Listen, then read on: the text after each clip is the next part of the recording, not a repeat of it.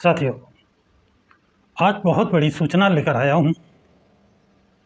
यदि ऐसा होता है तो राजनीति में भौकाल आ जाएगा।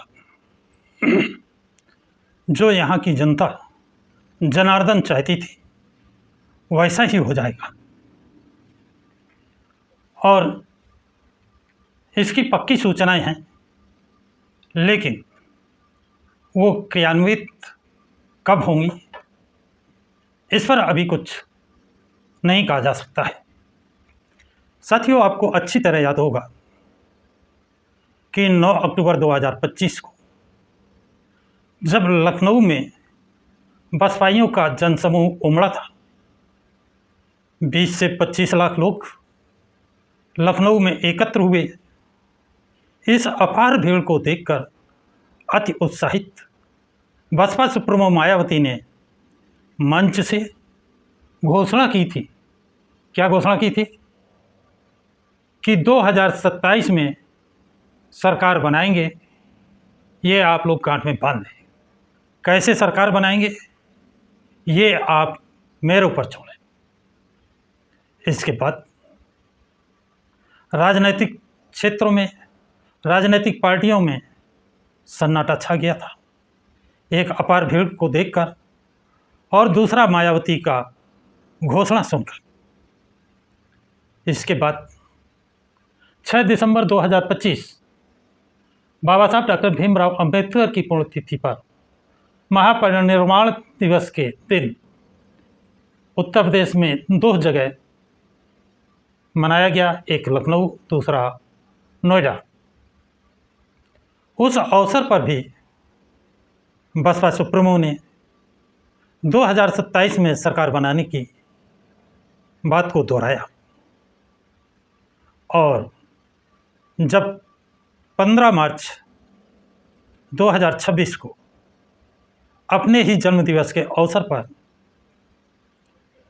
उन्होंने फिर से 18 मंडलों में जन्मदिवस मनाया गया और एक संदेश दिया कि 2027 में सरकार बनानी है।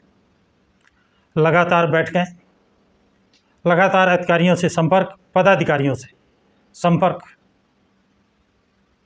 और नई नई प्लानिंग करती रहीं, जिसके कारण कुछ अपोजिट पार्टियां हंसी उड़ाने लगी। फिर बसपा सुप्रीमो ने कहा कि आप लोग हताश ना हो, निराश ना हो, जिस दिन मेरी मुट्ठी खुलेगी सरकार बनेगी।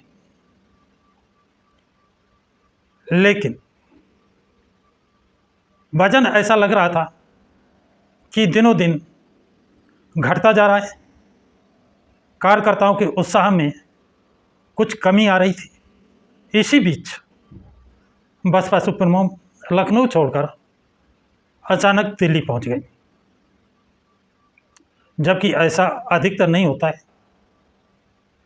लोग आशा लगा रहे थे कि कुछ बड़ा होने वाला है, क्योंकि बसपा सुप्रीमो का अचानक दिल्ली जाना बहुत कुछ बिना कहे मायने रखता है। और विश्व सूत्रों से जो जानकारी मिली वो ये है कि दिल्ली प्रवास के दौरान बसपा सुप्रीमो मायावती से कांग्रेस की बड़ी नेता प्रियंका गांधी की गोपनीय मुलाकात हो चुकी है। क्या क्या बातें हुई इसका किसी को कोई पता नहीं है, लेकिन मुलाकात हुई इसमें भी कोई शंका नहीं।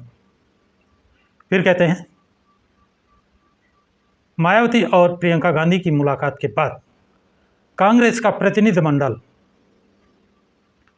जाकर बसपा सुप्रीमो मायावती से मिला है। उस प्रतिनिधिमंडल में जो नाम सामने आए हैं वो चौंकाने वाले हैं। वो हैं कुमारी शैलजा, दूसरा है वेणुगोपाल और प्रमोद तिवारी तथा उत्तर प्रदेश के प्रभारी अविनाश पांडे। ये 4 लोगों का प्रतिनिधिमंडल मिला है। मिलने के तो स्रोत मिल रहे हैं, लेकिन वार्ता क्या हुई है चर्चा क्या हुई, किस बात पर हुई है, इसका कोई स्रोत नहीं मिला है किन विषयों पर वार्ता हुई है। लेकिन ये पुख्ता सबूत मिले हैं कि कांग्रेस का प्रतिनिधिमंडल बसपा सुप्रीमो से मिला है और चर्चा सीटों के बंटवारे की हुई है, ऐसा अनुमान लगाया जाता है।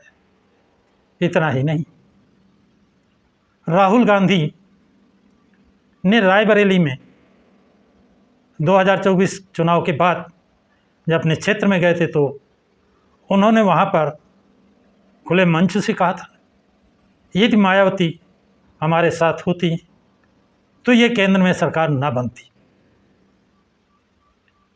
ये कितना बड़ा संकेत उन्होंने लोकसभा चुनाव के बाद दिया था, सच्चाई को स्वीकारा था और तभी से कांग्रेस के दिग्गज नेता ये कयास लगा रहे थे, दबाव बना रहे थे कि कांग्रेस बसपा से समझौता करे तो सरकार बन सकती है। दूसरी तरफ आप ये देखें कि मध्य प्रदेश, राजस्थान, जहां कांग्रेस को पूर्ण बहुमत नहीं था, वहां पर बसपा ने अपने विधायकों का समर्थन बिना शर्त दिया था, यद्यपि कांग्रेस ने उनके विधायकों की खरीद फरोख्त कर ली थी। इतना ही नहीं, 2004 से 2014 में बीएसपी पार्टी ने अपने सांसदों का समर्थन कांग्रेस को दिल्ली सरकार में, केंद्र सरकार में बिना समर्थन दिया था। तो ये सब चीज़ें कांग्रेस को बसपा की तरफ आशा भरी निगाहों से देखने के लिए मजबूत किया और इमरान मासूद जैसे, खुर्शीद आलम जैसे कदावर नेताओं ने इसकी ज़बरदस्त पैरवी भी की। और अभी हाल ही में राहुल गांधी दिल्ली विश्वविद्यालय में छात्राओं से मिलने गए।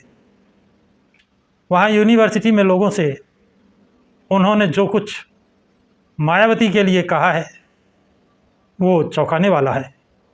उन्होंने कहा है कि मायावती बहुत बहादुर लीडर हैं, नेता हैं, बहादुर हैं, वो किसी से डरती नहीं। इससे यह संभावना और प्रबल हो गई है कि जो ये सूत्रों से खबरें मिल रही हैं वो सही है। और इसी से ये भी अनुमान लगाया जा रहा है कि मायावती का लखनऊ से अचानक दिल्ली जाने के पीछे कुछ ऐसा ही कारण हो सकता है। यदि कांग्रेस और बसपा का गठबंधन होता है तो उत्तर प्रदेश में दलित, मुस्लिम, ब्राह्मण और मोस्ट ओबीसी और न्यायप्रिय सवर्ण एक साथ हो जाएंगे। करीब ये 65 से 70% एक मुश्त एक जगह वोट हो जाएगा। इनकी सरकार बनने से कोई रोक नहीं सकता है। दूसरा कि उत्तर प्रदेश के साथ उत्तराखंड और पंजाब का चुनाव होगा तो इन तीनों प्रदेशों में यदि गठबंधन हो करके चुनाव लड़ा जाएगा तो निश्चित रूप से तीनों प्रदेशों में बसपा और कांग्रेस की मिलीजुली सरकार बनेगी। ऐसा बड़े बड़े राजनीतिक लोगों का कहना है, मानना है। आप लोगों की क्या राय है? अपनी राय कमेंट बॉक्स में ज़रूर लिखाएं। इस वीडियो को लाइक और शेयर करें। प्रकाश की राह चैनल को सब्सक्राइब करें। सभी साथियों को जय भीम, जय भारत, जय संविधान।